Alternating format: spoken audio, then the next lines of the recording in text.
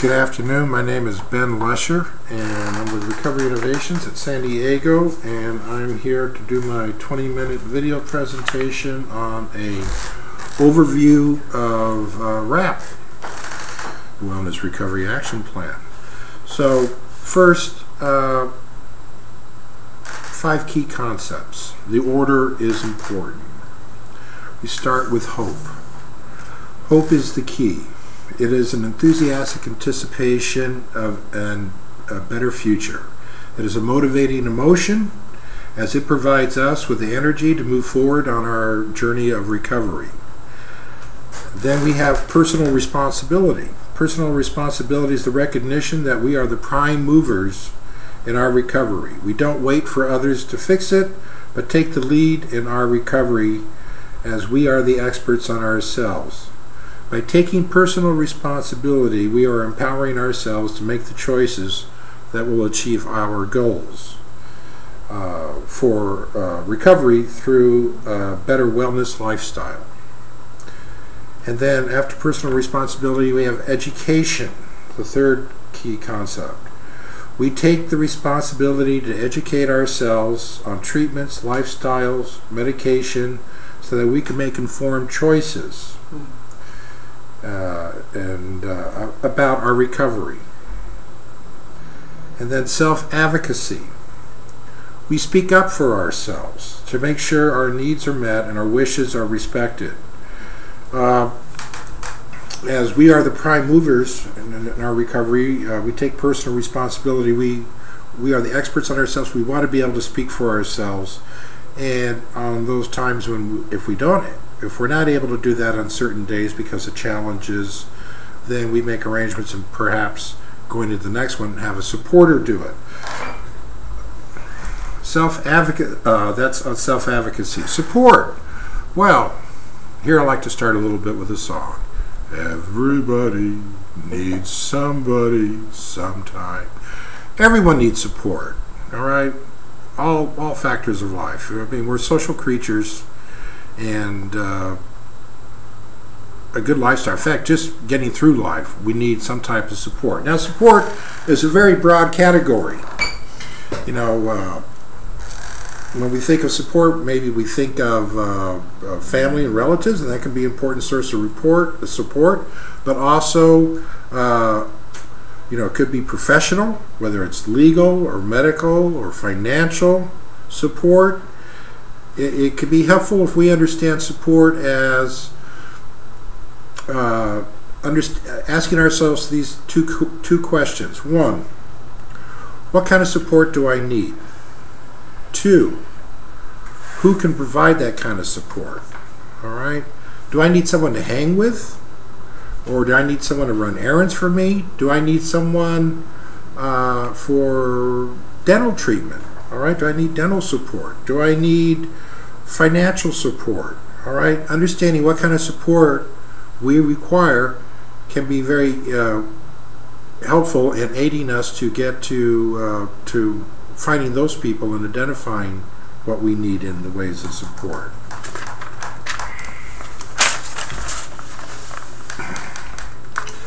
Then, those are the 5 key concepts. So to summarize, we got hope, personal responsibility, education, self-advocacy, and support. And then what we're going to talk about next, or what I'm going to talk about next, is the Wellness Toolbox. So the Wellness Toolbox is a set of tools that we use to maintain our wellness or to enhance it, or when there are challenges occur, when we feel uncomfortable because of medical challenges or life challenges. You can just list the things that have worked for you well in the past, whether it be getting some exercise in, some activity in. We could use things like things that we enjoy doing. Like in my particular case, that would be chess, music, poetry. That contributes to my wellness. If people prefer, we can put it in categories. You know, people, places that make me feel better, things, activities, food, music, if a person wants, or just list all those things that contribute to our wellness. We can also include things, if we wish, in our wellness toolbox, those people, places, and things that detract from wellness. So if certain types of places or certain types of activities or certain people detract from our wellness, then we can list those in our wellness toolbox too. Wellness toolbox is extremely important in the wrap because throughout the other parts of the wrap we will be drawing tools from the toolbox to use in the action plans, whether it's daily maintenance or triggers or when things are breaking down, early warning signs, or the crisis plan. So it's an ongoing thing, and it's also important to remember that with the toolbox it's helpful to add new tools because tools can lose their effectiveness, and as part of our growth, if we explore and try new things and we incorporate them into our toolbox, that will benefit us. Additionally, in a wrap class, for example, our peers, they can mention tools that we haven't tried before or sounds like a good idea, and we can put those in. We can add those to our toolbox. But we make the choices on what tools that we use, what tools not to use, but to keep in mind also that the wellness toolbox is referred to at many other points in the wrap.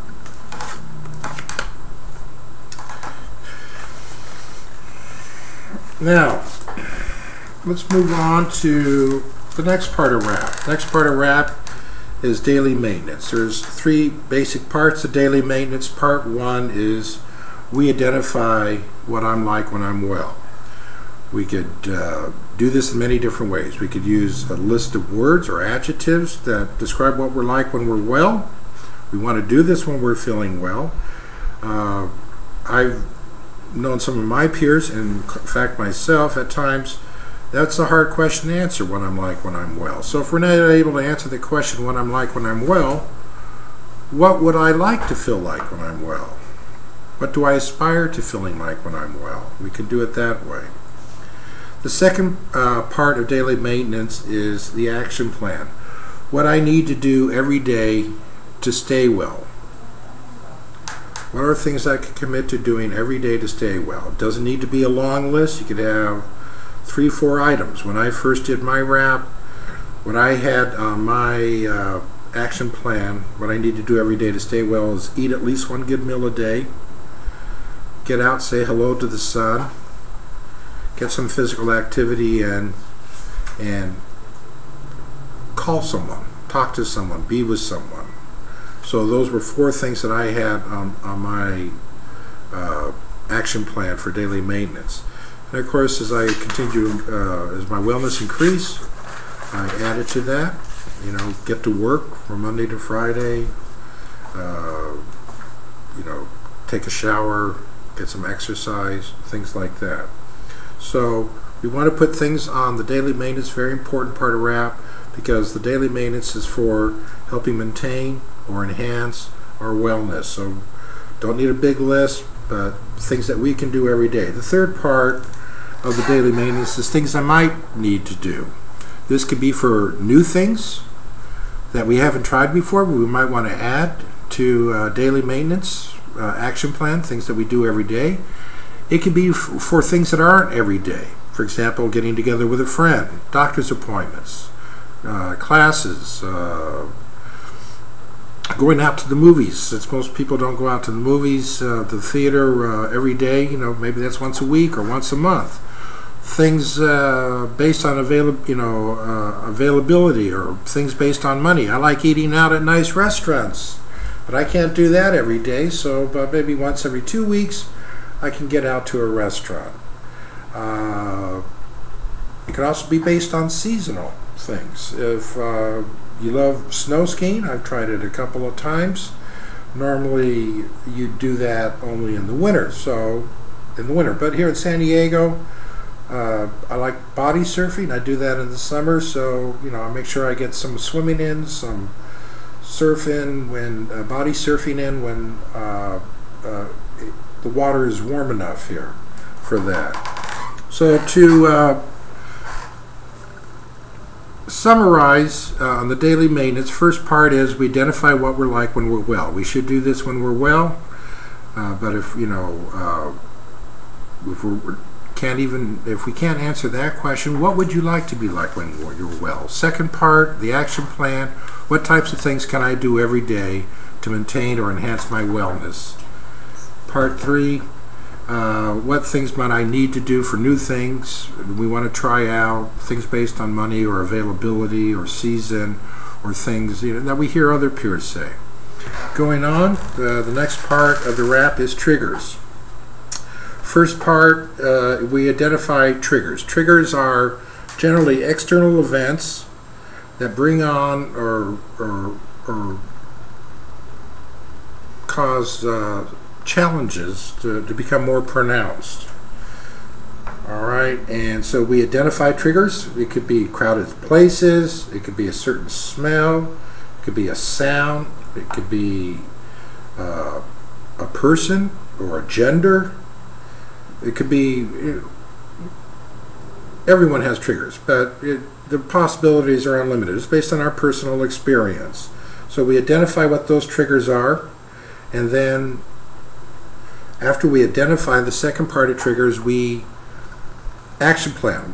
When these triggers come up, what can I do? So, for example, one of my triggers is crowded places with lots of strangers. And when that happens, some of my action plan for my wellness toolbox is deep breathing to help relax, positive self-talk. I tell myself things like, okay, Ben, just take a deep breath, relax, stars are going to continue moving in their courses, the sun will rise tomorrow, everything's good. Also talking to a supporter if that's available, and walking around. If I'm able to, if I need to leave for a few minutes, I'll do that. The next part of the wrap is early warning signs. Early warning signs are those quiet, subtle indicators that show that our wellness is becoming less so. So we identify what our early warning signs are. For example, for me, some of my early warning signs are sleeping less, staying indoors more, increased irritability,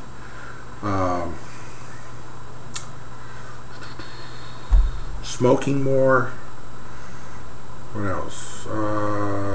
And less energy. I become fatigued more often. After we identify what our early warning signs are, the second part is the action plan. The action plan, once again, drawing from our wellness toolbox, things that have worked for us in the past, things that we think might work, maybe things that we learned through our own reading or listening to our peers, things that have worked for them. We might want to try that and use those for our action plan sets from the wellness toolbox. All right, things that have worked for us, things that might help us. So some of my early warning signs action plans is I make sure I get together with family more often, with my supporters, go out and walk in nature. That helps me a lot, helps reconnect me to the world, get out in some sunlight, try to get to the beach. That helps reinvigorate me, watching that wonderful ocean, a body in motion.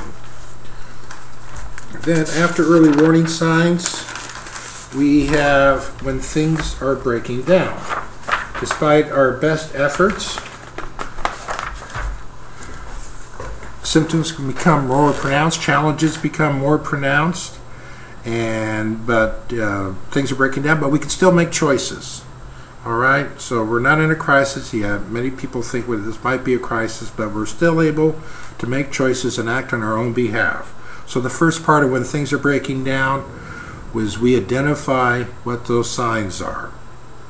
For me, that would be signs like staying indoors for more than 3 days at a time, staying in bed most of the day, unable to do more than a few basic things, extreme fatigue, sleep disruption, and my voice gets flat, and very monotone in the sound of it. After we identify what our signs are when things are breaking down, then we have an action plan. Once again, our wellness toolbox can help us here. We can use tools, the same tools over again if they help us in this place, and the things that, at this critical time, so that we can make the specific changes and start enhancing our wellness and making sure that we see this. Part of mine would be as taking some time off for myself, talking to supporters, seeing my doctor, and making sure I eat well and get enough exercise and rest. Then, after that, we come to the crisis plan. Crisis plan is in 9 parts. And thing to remember, one of the things to remember about the crisis plan, having a crisis plan is not the same thing as planning on having a crisis. It's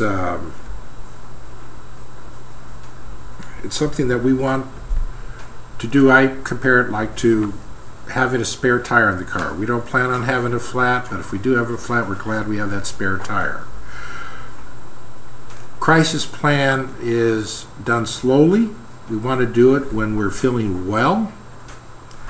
Don't want to rush it because it's quite involved with those 9 parts. Part 1 is, but like we did on the first part of daily maintenance, describe what I'm like when I'm feeling well. And the second part is, what are the signs that indicate others need to take over and start making decisions for us? All right, for me, some of those signs would be not making much sense when I talk, unable to attend to basic needs like getting out of the house and dressing myself, very, very limited in the number of things that I can do, extreme monotone, aches and pains, light sensitivity, sound sensitivity, where I just want to just stay curled up in a ball and well, I ache all over. So we list those for the second part, and then for the third part, crisis plan supporters, a minimum of 5. You can have more than 5, but you want to have 5. You want to make sure that you ask the person to be a crisis plan supporter and get his or her permission. You want to have their connection or role, whether it's a healthcare provider, could be a family member, want to include their phone number, things like that. And you want to get their permission, ask them, because if you don't ask people or tell people, then it's how they're going to know when a crisis is happening. You want to do the crisis plan, as I said before, when you're feeling well.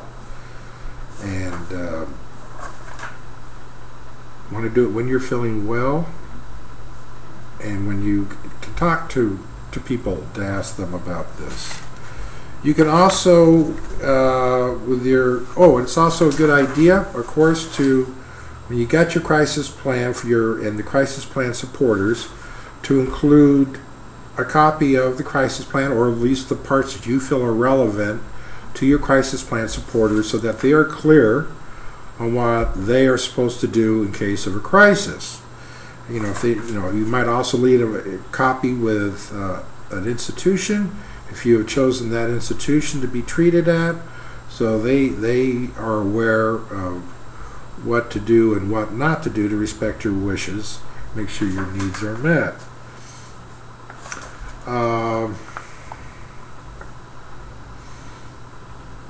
You also have a section where, like in a lot of hospitals, if you don't want certain people involved with your treatment or to come visit you, if you're in a crisis, you can list those people in your crisis plan. You do not want the following people involved. Why not? Well, generally it's because they make the crisis worse, or distract you from your recovery. So if there are people you do not want involved in your treatment, if you're in a crisis, you list those. Also, there's a part here for settling disputes between supporters.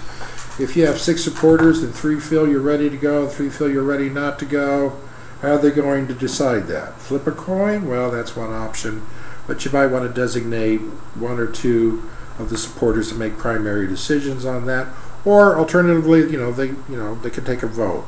But it's good to have some way for your supporters to make those decisions if they don't come to an agreement, so that a decision will be made and it just won't be held in suspension there. So, and then the part 4 of the crisis plan is medication and health care. All right, extremely important for any time that we're on medication. We want to have a list of the doctors that our doctors, our phone numbers, also a list of medications, what we're currently using and why. The reason for taking the medication, the dosage.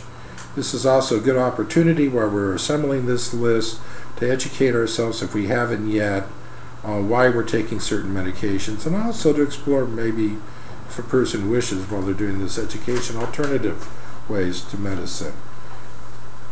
But so get your medicines down, dosages, reasons why you're taking them, doctor, physicians, and and your pharmacy. Also, if you're in a crisis and additional medication becomes necessary, list those medications you would prefer to take, list those medications that would be acceptable to you, and list those medications that must be avoided, and give the reasons. All right, so if additional medicines became necessary, which ones would you want? This is generally based on experience, but have a conversation with your doctor. Which ones would be acceptable? Maybe some of the side effects you don't like, but they do the job. And if you've had any bad results with medications, list those. And of course, when you're listing your medicines, it's also a really good idea to list any medical allergies you might have. Any type of allergies. Then the next part 5 of the crisis plan is list treatments that help you feel better and when they should be used. All right. Once again, this is generally based on experience, but it can also be based on things that sound good to you, that you feel will be beneficial. So what would you like? I mean, would you like to be able to talk to someone, a healthcare professional, a counselor, a therapist, or a peer? What type of treatments would you want? And also then, of course, the corollary is, what type of treatments do you want to avoid? What type of treatments would not help if you're in a crisis? So you would list those. If you're not aware of any treatments you wish to avoid, then you would just put none that I'm aware of. But of course, if you learn about something later on, or something, you get a treatment that you don't like, you want to update your crisis plan. Part 6. If you're in a crisis, where would you want to be treated? Home, community care, respite center. So think about that. If we've been in a crisis before, a lot of times the choice was taken out of our hands, and we were taken to a place and put in that. Maybe the place worked out well, but maybe it's a place we might not have chosen if we had time to think about it and set up our own. So set up a plan so that you can stay at home in the community and still get the care and support you need. So, if you stay at home, consider things like having support there, so that you're not home by yourself. If you're in a crisis, you have enough people there, or enough, support at the time. Maybe rides for treatment on an outpatient basis, or making arrangements for transportation for that. Or alternatively, if you decide on a hospital, for example, which one, and set up a plan so that you can get there. Part 7, treatment facilities. List treatment facilities where you would prefer to be treated or hospitalized if that became necessary, and then also ones you wish to avoid. Wish to avoid might have been based on past experience. It might be based on what you've heard about certain treatment facilities from peers. or just because you just don't like the name of the treatment facility. That might be a reason. But it's good to understand, if I was going to go to a treatment facility, which one would I want to go to, and which one would I not want to go to, if I'm aware of that, if I know of any. And if not, you don't know any to avoid, just put none that I'm aware of. Part 8, help from others, our supporters. List those things that others can do for you that help you feel better or make you more comfortable. All right, so if I were in a crisis, what can others do for me? Bring me my chess set, my music, my pink bunny slippers, certain types of food, and also those things that others need to do for me, and who you'd want to do that. I mean, would I need someone to pay my rent, or talk to my landlord, or talk to my boss? Who could do that for me if I'm unable to do that? And then also, list those things that others might do or have done in the past that would not help or might make you feel worse, based on our experiences, because we're this wonderful font of knowledge that if we've received treatment before, we probably have a pretty good idea of what treatments helped us, and definitely what didn't help. So in this part of the crisis plan, you can list the things that did not help or you would not like at all. And then we come to part 8, my favorite part of the crisis plan, inactivating the crisis plan. Describe the signs or lack of signs or actions that indicate supporters can no longer need to use this plan. In my case, when I'm able to talk and make sense, I've slept well for several nights. I'm able to, I can attend to my basic needs. I can dress myself. I can feed myself. I'm talking with rising fluctuation in my tone.